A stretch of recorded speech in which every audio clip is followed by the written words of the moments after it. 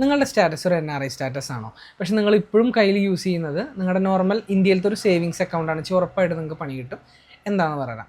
നമ്മൾ ഇന്ത്യയിൽ ഒരു ജോലി ചെയ്ത് അല്ലെങ്കിൽ ജോലി ബിസിനസ് എന്ത് ചെയ്തിട്ട് അതിൻ്റെ ഇൻകം സേവ് ചെയ്ത് വെക്കാവുന്ന ഒരു അക്കൗണ്ടാണ് നമ്മുടെ നോർമൽ നമ്മുടെ ബാങ്കുകളിലുള്ള സേവിങ്സ് അക്കൗണ്ട്.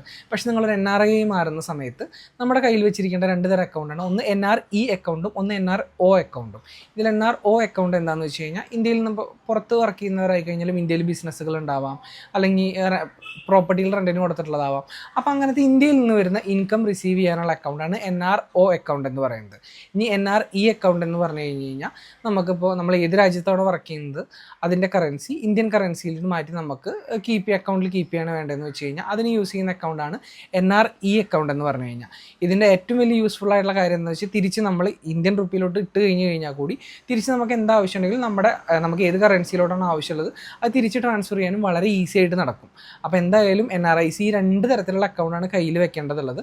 നമുക്കിത് രണ്ടും കൂടി ഒരുമിച്ച് ഓപ്പൺ ചെയ്യാവുന്നുള്ളൂ. ഏത് ബാങ്കിൽ പോയി കഴിഞ്ഞാൽ അതിൻ്റെ പ്രൊസീജിയർ വളരെ സിമ്പിളാണ്.